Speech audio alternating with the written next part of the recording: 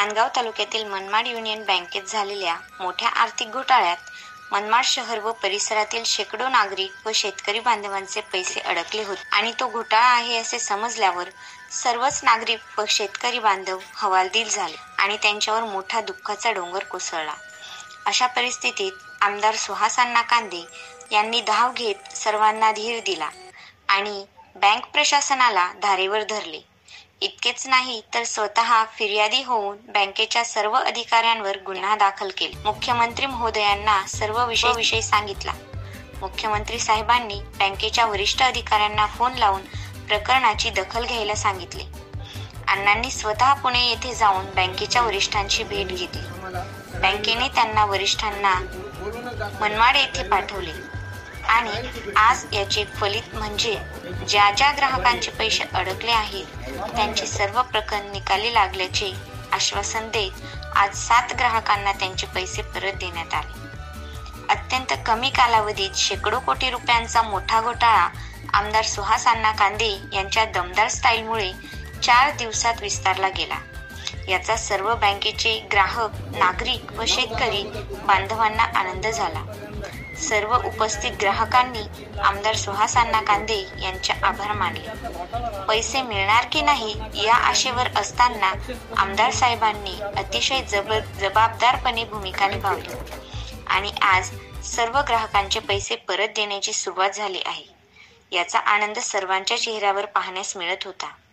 या प्रसंगी नंतर सुहास अण्णा कांदे, युवा सेना जिल्हा प्रमुख फरहान दादा खान, भाजपा उपजिल्हा अध्यक्ष नितीन पांडे, RPI ग्रामीण जिल्हा अध्यक्ष राजाभाऊ ऐरे, शिवसेना शहर प्रमुख मयूर बोरसे, गंगादादा त्रिभुवन, माजी नगराध्यक्ष बबलू पाटील साठ, अमीन पटेल, पिंटू वाघ, युवा सेना शहर अधिकारी योगेश इमले, आसिफ शेख, लाला नागरे, दिनेश घुगे, ललित रसाळ, बाबा पठाण, आसिफ शेख, प्रशांत दराडे, प्रमोद अहिरे, गुरु निकाले, सचिन दरगुडे, कुणाल विजापूरकर, निलेश व्यवहारे आदी उपस्थित होते। मालेगावकर न्यूजसाठी विशाल हिरे, मालेगाव।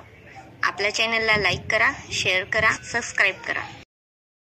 इन्व्हेस्टिगेशन ऑफिसर म्हणून यांना बसवलं आणि आज सुरुवात म्हणून 7 लोकांचे 20 ते 25 लाख रुपये व्याजासह ज्या दिवशी पैसे ठेवले होते त्याच्या दिवसापासून आतापर्यंत व्याजासह पूर्ण रक्कम दिली। त्याच्यामध्ये लहाने असेल, कर्डिले असेल, गंधाक्षे असेल, माकुने असेल, सगळ्यांचे पैसे मिळाले। मी पत्रकार बांधवांच्या वतीने मी सर्व माझ्या मतदार बंधूंना आश्वासित करतो की युनियन बँकेमध्ये ठेवलेला एकही रुपया आपला बुडणार नाही। RPI असेल, BJP असेल आणि शिवसेना पक्ष असेल आणि आम्ही सर्व हे पैसे जोपर्यंत शेवटच्या माणसाला मिळत नाही तोपर्यंत गप्प बसणार नाही असे या ठिकाणी आम्ही सगळ्यांना आवाहन करतो आणि मी आपल्याला विनंती करतो की आपण सगळे आमच्यावर विश्वास ठेवा। आपल्या विश्वासाला आम्ही त्याला जाऊन देणार नाही आणि त्यातली त्यात कुठल्याही खोट्या भूलथापाला बळी न पडता जी काय आपल्याला माहिती लागत असेल ते आमच्या कार्यालयात या। BJPचे, RPIचे आणि शिवसेनेचे लोक आपल्याला तिथे भेटतील आणि आपल्याला मदत करतील असे या ठिकाणी मी आपल्याला सगळ्यांना आश्वासित करतो। आणि पुन्हा एकदा शिवसेनेच्या वतीने, RPIच्या वतीने आणि BJPच्या वतीने आणि मित्रपक्षांच्या वतीने सांगतो की जोपर्यंत शेवटच्या माणसाला रुपया मिळत नाही तोपर्यंत आम्ही स्वस्त बसणार नाही आणि 1 रुपये काढून देऊ असे या ठिकाणी आश्वासित करतो। जय महाराष्ट्र।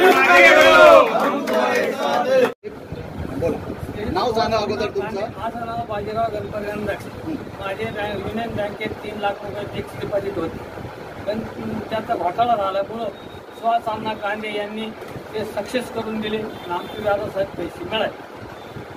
थँक्यू। यांनी आम्हाला सगळ्यांना त्यांनी बोलूनच दाखवलं, सगळ्यांना पैसे सगळ्यांची भेटतील।